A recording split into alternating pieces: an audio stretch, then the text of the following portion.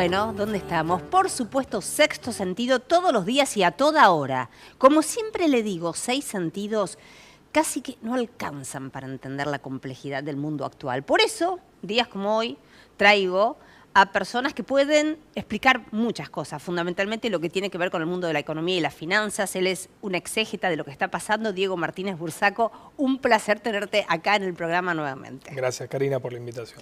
Bueno, Diego, te dije exégeta, con lo cual lo primero que quiero que me cuentes, ¿cómo estás viendo estos primeros pasos del nuevo plan monetario? Bueno, a ver, creo que a la luz de los resultados de corto plazo, ¿sí? Vamos un poquito más de un mes de este nuevo plan monetario.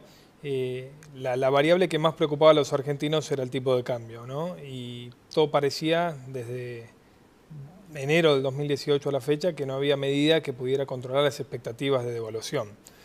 Entonces, lo logrado por el plan Sandleris, digamos, yo digo, sí, en concordancia obviamente con el acuerdo con el Fondo Monetario Internacional, permitió, en primer lugar, no solamente apaciguar las expectativas de depreciación, sino que aparezca la oferta privada en el mercado cambiario. Algo muy importante para restablecer las condiciones de liquidez del mercado cambiario y que no sea el Banco Central el único que está vendiendo dólares permanentemente. Eso es muy importante. Ahora, esto es de corto plazo. Y cualquier plan de estabilización tenía como condición necesaria estabilizar las expectativas de devaluación. Ahora entramos en la segunda parte. Y la segunda parte es el desafío de volver a bajar las tasas de interés a un nivel, digamos, confortable para la actividad económica, de manera tal que la economía haga un punto de inflexión. Como sabemos, el plan, digamos, de control de agregados monetarios no deja margen explícito al Banco Central para manejar directamente la tasa de interés, sino que la tasa de interés surge precisamente de la oferta y demanda, que tiene como objetivo mantener el crecimiento de la base nominal, de la base monetaria, cero hasta junio del 2019. Esto que parece, digamos, un jeroglífico para la gente de a pie, quizás es básicamente no tenemos que aumentar la cantidad de pesos que hay en circulación en toda la economía. Y como lo hacemos mediante el costo del dinero, que es la tasa de interés. Ahora bien, se necesita, sí, encender algunos motores de reactivación de la actividad económica. Yo creo, Cari, que en términos de la inversión privada, al entrar en un año 2019 político, electoral, ese motor va a estar realmente medio apagado, ¿sí? Porque quien tiene que decidir una inversión, hundir sus pesos o sus dólares en el país con una visión de 5 o 10 años, bueno, va a querer esperar esa decisión política, digamos, ¿no? ¿Qué va a pasar en octubre del 2019? Por el otro lado, también el salario real sufrió mucho y creo que vamos a tender a al menos a una equiparación al 2019, como que los ingresos crezcan a la par de los salarios. Perdón, a la par de la inflación, de ¿no? la inflación, sí. Pero vamos a ver si eso es suficiente para recuperar la confianza del consumidor. A ver, 2 o 3 cuestiones. Primero, una relacionada a un poco a lo último que dijiste, pero digo, año electoral, es un clásico en la Argentina. Yo no digo que en otros países no ocurra que cuando obviamente hay un año electoral, las expectativas obviamente aumentan, pero no se paran las cosas. Acá tenemos un problema también endémico que tiene que ver con que más allá de cómo esté la economía, bien o mal, en el año electoral todo el mundo tiene la excusa de que quiero ver no sé qué pasa. Digo, por ahí hay años en donde realmente la situación está tan complicada que vos decís, bueno, quiero ver qué pasa, pero acá han habido muchos años en donde la economía andaba bien y año electoral, quiero ver qué pasa, no hago nada. Digo, número uno, eso excede los parámetros económicos, me parece, seguro, ¿no? Creo que eso va atado a nuestra historia económica. Digamos, uno forma expectativas en base a lo pasado y no a lo que espera, digamos. Y la evidencia empírica muestra que en años electorales, 2 cosas. Es como vos bien decís, los agentes económicos se paralizan y los gobiernos de turno tienden a adoptar medidas que por ahí tienen muchos costos después. ¿Y qué quiero decir con esto? El gobierno cambió, por ahí cae en la tentación de volver a trazar el tipo de cambio, ¿sí? Para generar esta sensación de que tenemos cierta recuperación de nuestros salarios en dólares, algo que sabemos que después, digamos, eso genera muchos costos para la producción. Pero de cualquier manera hay un piso, o sea, sabemos que tenemos un piso de 34 y un techo de 44, con lo cual... Sí, no, eso, ojo, Cari, que en primer lugar estas bandas cambiarias, ¿sí? Del Banco Central se van actualizando a razón del 3% mensual todos los días, sí, pero es de acá a diciembre.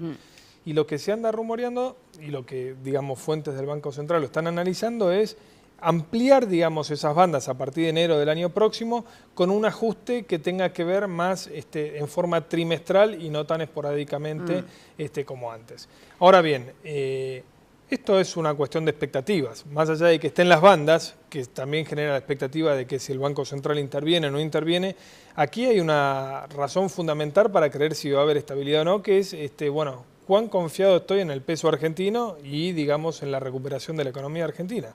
Y es una pregunta que nos hacemos todos de cara hasta el 2019, ¿no? Otra cuestión que antes, un poco comentando el tema de los dólares y cómo si el Banco Central ahora no pone dólares, una medida tal vez interesante en los últimos días tiene que ver con aumentar el encaje para los dólares del exterior para los bancos, ¿no? Porque estaba habiendo mucha, para evitar los capitales especulativos, que es un poco lo que pasó con las LETES en su momento. Sí, es algo un poquito más técnico, pero... Con las LELIQ, ¿no? Sí, lo que hizo el Banco Central en principio fue equiparar las condiciones de cómo la casa matriz en el exterior puede financiar a su banco aquí, claro, digamos, ¿no? Si lo hacía por una obligación negociable, antes eso, digamos, quedaba con el encaje, pero si lo hacía con un préstamo directo, no. Entonces se equipara las condiciones. En el fondo lo que se busca es evitar un ingreso de dólares, cualquiera sea el carácter que tenga, que te presione el tipo de cambio llevando al dólar a la banda inferior y obligando al Banco Central a salir a actuar. Claro, claro. Porque la gran pregunta que hay acá es, bueno, el Banco Central tiene la potestad de que si perfora la banda inferior, puede salir a comprar dólares. Ahora, la gran pregunta que es, bueno, para comprar dólares se inyecta pesos. ¿Y qué hacen esos pesos en la economía? Porque van a presionar los niveles de inflación, entonces el Banco Central los va a esterilizar, los va a sacar de alguna manera del mercado o los va a dejar porque considera que hay un aumento de la demanda de pesos en la economía. Y eso es un poquito, digamos, el debate que hay entre los economistas. Ahora, de cualquier manera, Diego, a ver... uno ha escuchado muchísimas veces que estudiosos académicos internacionales desde hace muchísimos años de la economía han hablado también de la Argentina como un caso bastante excepcional a nivel mundial. Y creo que, te pregunto, a ver, se siguen dando cuestiones bastante atípicas, ¿no? Porque uno escucha que se habla de que si se dan determinadas condiciones, bueno, la inflación debería bajar. La verdad que se dan un montón de condiciones y siempre la inflación, ahora de hecho puede que haya una desaceleración, pero también hay un tema que tiene que ver con la recesión, ¿no? O sea, digamos, es una baja de precios producto de que no hay ventas directamente. Sí. Pero pareciera que acá todas las leyes económicas de la lógica planetaria nunca funcionan demasiado. Bueno, también eso porque nosotros adoptamos permanentemente en nuestra historia medidas o políticas económicas que son extraordinarias. Recordemos que venimos de, yo diría, 12 años donde el déficit fiscal, cuando se cerraron los mercados voluntarios de deuda, se comenzó a financiar con emisión monetaria. Exactamente. Entonces, vos tenés un fenómeno que es multicausal de la inflación. En primer lugar, había un sobrante muy importante de pesos en la economía. En segundo lugar, había distorsión en los precios relativos, porque muchos precios estuvieron frenados con una inflación que llegó en ese periodo a 1000%, pero, por ejemplo, tarifas se tocó muy poco, claro. Sí, entonces, sí. Y eso se acumuló. Estaban congelados los precios artificialmente. Entonces, en esta era de Cambiemos tuvimos, en parte, un reacomodamiento de precios relativos que implicaba quitar subsidios y subir tarifas, por lo cual ahí tenés inflación que estaba reprimida de alguna manera y que era evidentemente un camino doloroso que teníamos que atravesar. Por otro lado, tampoco se redujo la oferta de emisión monetaria, aún teniendo el mercado voluntario de deuda abierto. De hecho, tomamos mucha deuda, pero también se amplió el déficit fiscal. Entonces no seguían alcanzando. Entonces, igual se redujo. Se redujo ahora, ¿no? Ahora se redujo bastante, pero yo digo en los primeros 18 meses, digamos, ¿no? Descansamos en las bondades de la confianza del inversor externo, sobre todo porque no tenemos mercado de capital local para financiar esos desequilibrios. Y bueno, cuando cambió el humor, digamos, básicamente tuviste que ordenar tus cuentas de manera forzosa. Ahora vamos a un camino de déficit primario 0%, hay que ver si se puede cumplir, pero evidentemente es la dirección donde hay que apuntar. Y más allá de la recesión, cuando vos le quitas ese excedente de pesos que hay en la economía, vas desinflando un poquito las expectativas. Pero de vuelta, uno forma expectativas en base a lo que pasó.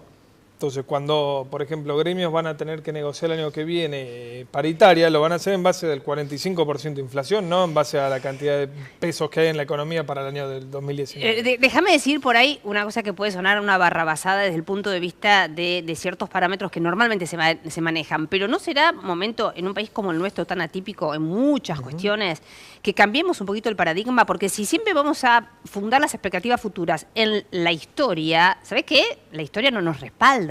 Pero la historia en los últimos 70 años no nos respalda, digo.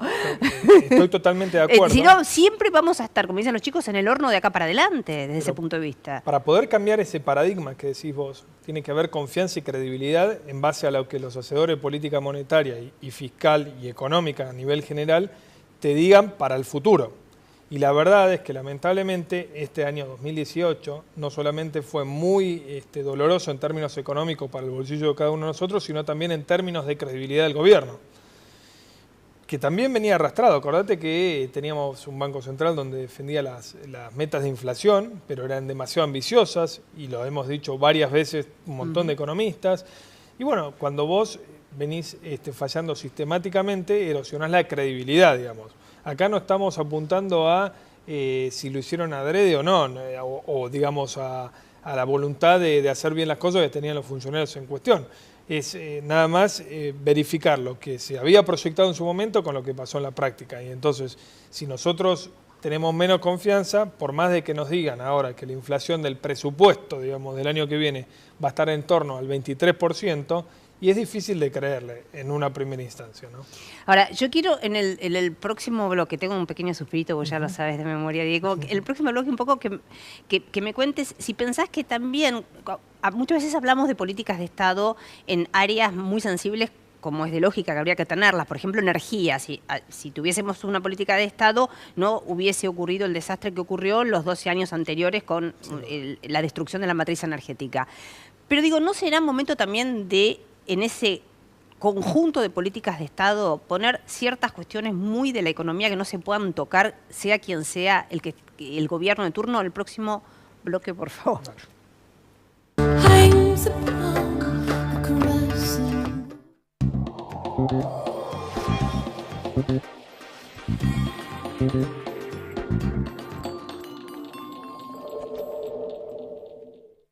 Bueno, gente, Inés se compró la remera que estaba buscando, aprovechó el ahorro de Vamos los Jueves. Lástima lo de Rubén, lo único. Lo confundieron con una aceituna negra en el patio de comidas y lo atravesaron con un escarbadientes. Tuvo mala suerte, porque fue en la cabeza. Pero bueno, así es Vamos los Jueves. Hoy estamos, mañana no estamos.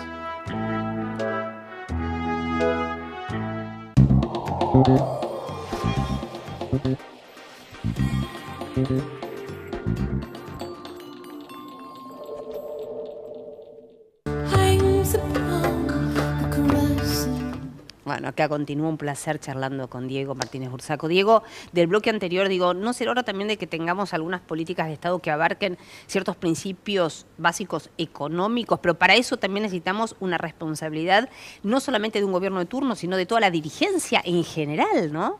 Sí, ahí te vuelvo a repetir, Gary, con lo mismo que hablamos siempre, ¿no? La historia económica y la historia de responsabilidad de nuestra dirigencia política. Digamos, si no nos pusimos de acuerdo de 70 años a la fecha, digamos, es difícil ponerse de acuerdo en algo tan clave, por ejemplo, como un presupuesto que va a regir el año próximo. Vos tocaste el tema de la energía. Yo creo que el tema de la energía es uno de los buenos ejemplos del gobierno de Cambiemos, donde cuando las reglas de juego son claras, cuando los incentivos están, las inversiones aparecen. Bueno, de hecho se revirtió ya la matriz energética. Se revirtió, hay realmente, muy buena expectativa, tenemos todo lo que es vaca muerta, todo lo que es la generación de electricidad, hay empresas invirtiendo en nuevos gasoductos, volvimos a exportar a Chile. Entonces todo eso, obviamente que es doloroso porque veníamos también de una situación de prácticamente un quebranto al sector energético y eso implicó sincerar muchas tarifas, todo que nos duele en el bolsillo a todos, ¿sí? Pero también lo que tenemos que pensar es que si nosotros queremos un país previsible para los próximos 10, 15 años, no podemos hacerlo sin una base de autosuficiencia energética. Totalmente. Entonces ahora se está sembrando algunas. Pero la pregunta es, porque vos fíjate, yo siempre lo relaciono con lo que pasa en los mercados capitales y en la bolsa, ¿no?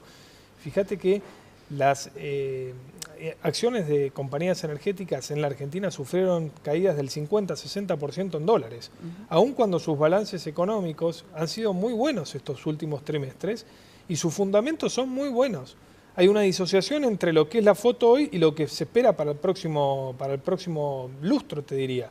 Si pierde Macri el año próximo, ¿van a respetar las reglas de juego del sector energético como dio previsibilidad a este gobierno? Yo soy crítico de este gobierno en muchas cosas, pero en la parte energética me parece que se hicieron bastante bien. Entonces, digamos, y ahí ves la desconfianza que tiene el inversor también, ¿sí? Porque los precios que tienen hoy las acciones de justamente empresas financieras y energéticas tienen muy poco que ver con los fundamentos de mediano plazo. El tema es, vamos a sostener esa regla de juego y así como te digo energía, te digo para educación, claro, salud, un montón, exactamente. Bueno, un montón de tópicos y cuestiones como, por ejemplo, los déficits gemelos, hay un montón de situaciones que deberían formar parte de un paquete absolutamente innegociable para cualquier gobierno. Lo que pasa es que, de vuelta, ¿no? Acordate, en noviembre del 2001, el Congreso argentino sanciona la ley de intangibilidad de los depósitos, ¿no? Y 20 días después vino el corralito. Entonces, ya sé, pasó hace mucho tiempo, pero es un caso muy, digamos, que quedó muy marcado en toda la sociedad argentina, sobre todo la clase media, y bueno, y la desconfianza está. Entonces, cuando vos apenas ves que empiezan a soplar vientos contrarios desde lo económico, el dólar se empieza a mover, lo primero que haces es resguardar lo que tenés, y eso obviamente es un costo muy grande para todos. Hablemos un poquito, a ver, Diego, de lo que ocurre con el inversor, el mediano inversor, que quiere un poco estar cubierto. Se habla mucho ahora del carry trade, de todas estas situaciones en donde vos viste pasar de pesos a dólares y haces diferencias. ¿Cómo estás viendo, siempre como decimos, ¿no? Teniendo en cuenta que la Argentina tiene un mercado de capitales todavía exiguo, que esta es otra tarea pendiente, importantísima. A ver, la estrategia del carry trade, para quienes no la entienden, es vender dólares para invertir a tasa de interés alta en pesos y esperar que el dólar se mantenga relativamente estable, así que vos ganás una tasa de interés alta en dólares.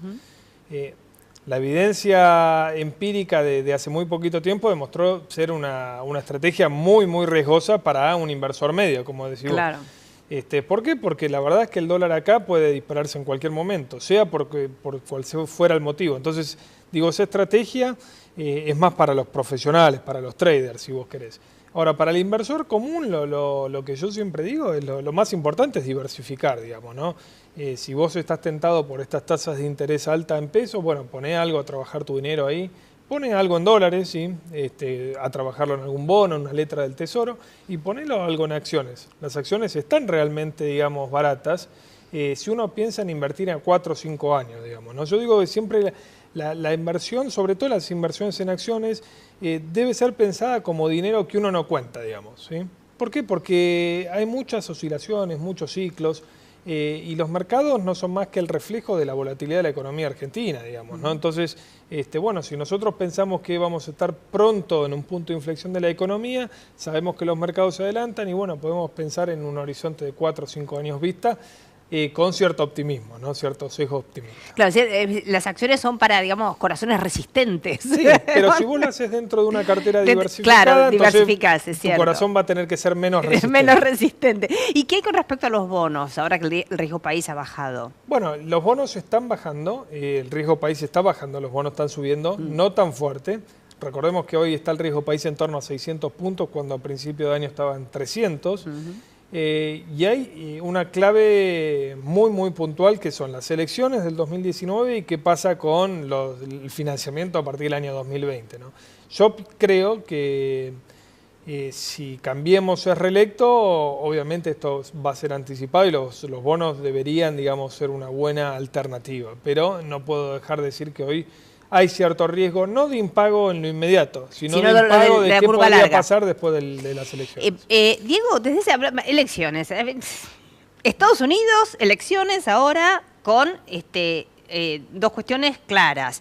El presidente norteamericano, Donald Trump, pierde la Cámara de Representantes, pero mantiene el Senado, pero a la vez gana varias gobernaciones. ¿Cómo pensás que esto puede impactar en la economía global? Creo que, sin ser, digamos, un experto en análisis político en Estados Unidos, creo que salió relativamente bien parado Donald Trump, es decir, que se aleja totalmente de un posible juicio político, si los números eran más desfavorables, y creo que va a seguir siendo un líder de estos impulsivos, digamos, ¿no? Hoy las bolsas, sobre todo, no la de Estados Unidos, sino muchas bolsas del mundo, distintas a Estados Unidos, tienen precios de activos financieros que están incorporando este escenario de guerra comercial, de ralentización China. de la economía, de problemas en China, etcétera, etcétera. Y bueno, quizás ahora a fin de mes que se reúne la cúpula mayor del mundo en Argentina por la cumbre del G20, sí, sí. tengamos alguna buena noticia de alguna reunión bilateral entre el presidente chino y norteamericano para poder saldar algunas cosas y poder recuperar cierto optimismo. Sería cauto, digamos. Pero fíjate ¿no? qué interesante una cuestión, ¿no? Siempre decimos que en todos lados se vota con la economía y la paradoja fue que Estados Unidos está con una economía volando y sin embargo, digamos, con la economía que tiene Estados Unidos hoy por hoy, obviamente la Cámara de Representantes no se debería haber perdido. Con lo cual, a veces el electorado, hoy es cada vez más, los electorados son cada vez más impredecibles. Sí, por ahí yo diría, son cada vez más sofisticados, ¿no? Sí, Empiezan bueno, a no sí, votar sí. tanto con el bolsillo, sino Exactamente. valoran otras cosas. Otro tipo de Y bueno, situaciones. sabemos que Donald Trump en esas otras cosas, lo que sea valores, la moral, los discursos, el permanente confrontamiento, digamos, y atacar a minorías, digamos, ¿no? Bueno, eso tiene una reacción en el electorado, digamos, ¿sí? Lo vimos mismo con Cambiemos, ¿sí? La elección legislativa del año pasado, tampoco la economía argentina estaba muy bien que digamos, había sido un año 2016 muy fuerte en cuanto a la recesión, la inflación. Bueno, pero acá se votó, digamos, se le dio un guiño al gobierno por otras cuestiones distintas a la economía. Y quizás en 2019 se repita. Vamos a ver cuán profunda es la recesión y si eso termina más que compensando las otras cosas que hoy el electorado valora más, digamos, ¿no? Se ha hablado, no sé cómo lo ves vos, de que realmente en a partir del segundo trimestre del 2019 empezaría a aflojar un poquito la situación económica adversa. ¿Vos cómo lo ves? Bueno, la clave es el campo y la cosecha del campo. Vamos a tener, si el tiempo acompaña, una muy buena cosecha contra una muy mala. Entonces, en términos interanuales... La peor de los últimos 50 Claro, años. Tuvimos una cosecha dramática. Sí, sí. En términos interanuales va a ser muy bueno, vas a tener algún cierto respiro en economías regionales.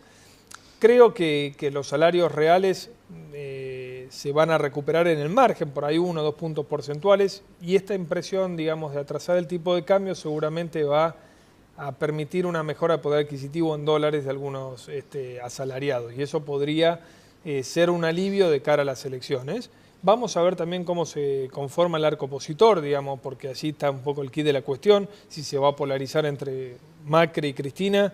Bueno, ahí las chances, creo, de Cambiemos suben y todavía no surgió digamos, fuerza política distinta que sea fuerte, que pudiera arrebatarle el poder al gobierno. Digamos, y ¿no? la otra cuestión importante para nosotros es cómo va a estar Brasil, ¿no? Porque Brasil es un mercado muy importante para la Argentina. Sí, es un enigma también, digamos. Hay bastante optimismo. De hecho, hace unos días salió una encuesta donde más del 90% del empresariado en Brasil dice que va a invertir más de lo que invirtió en 2018 para el 2019. Y eso nos va a ayudar, ¿sí? Sí, porque nos va a si ayudar. se recupera esa actividad económica, más con una depreciación del peso como hubo, tenemos cierta competitividad favorable que nos permite colocar productos allí. Así que es una ayudita adicional, seguro. O sea que si Brasil viene, hay que realmente... Bueno, Dependemos fíjate, de muchos factores. Y ¿viste? siempre, a ver, en un mundo multilateral, salvo que vos... a ver, lo hemos hablado más de una oportunidad, tal vez a Estados Unidos se puede dar muchos gustos porque Bueno, quieras sí. o no, Es es el el rey. que es el rey, El es el dueño que de la pelota. y sí, es el dueño de la pelota. Ahí vos te podés dar muchos lujos, pero Sin duda. cuando dependés del vecindario, que es el Sí. planeta, ¿viste? Pero No. bueno, la foto macroeconómica a nivel general es mucho más auspiciosa hoy que hace un año atrás para la Argentina, pues se corrigieron los desequilibrios de cuenta corriente, los desequilibrios de la balanza comercial, obviamente que a costa de salarios más deprimidos, a costa de, un ajuste del Estado que era necesario, pero le estás quitando demanda agregada al mercado interno. Pero en definitiva esto se resuelve con confianza y para volver a recuperar confianza el gobierno tiene que mostrar números auspiciosos que justamente hagan que el inversor crea de vuelta. Mil gracias, Diego. Siempre he dicho, viste, que la confianza es un intangible que cotiza al infinito. Y sí, Lo es. Exacto. Gracias, Diego. Un placer como siempre, Gracias, verdaderamente. querida. Gracias. Bueno, y yo me despido, usted sabe, próximo martes todos los días, en realidad, próximo miércoles, como usted quiera, con pragmatismo y optimismo. El futuro es hoy. Chao.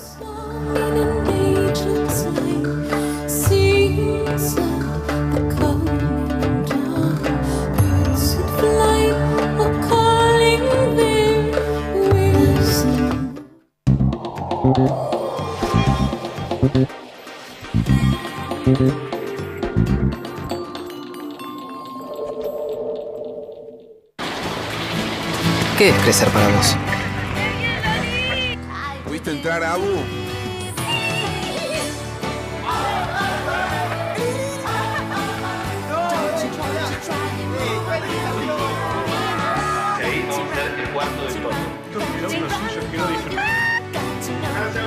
Para cada uno, crecer es algo distinto. Lo importante es tener quien te acompañe. Me parece que hice un video. Banco Ciudad. Te quiere ver crecer. Más de 13.000 policías en calle. Seguimos avanzando hacia una ciudad más segura. Buenos Aires Ciudad. Vamos, Buenos Aires.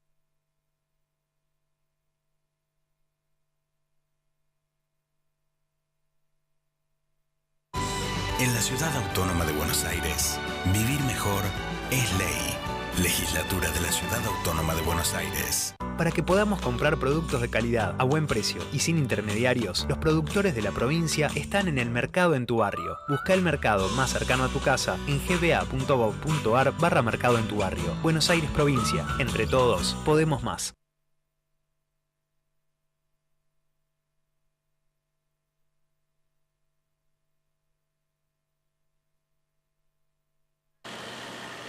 Hace 30 años que vivo en este barrio, hace 30 años que estamos con motor.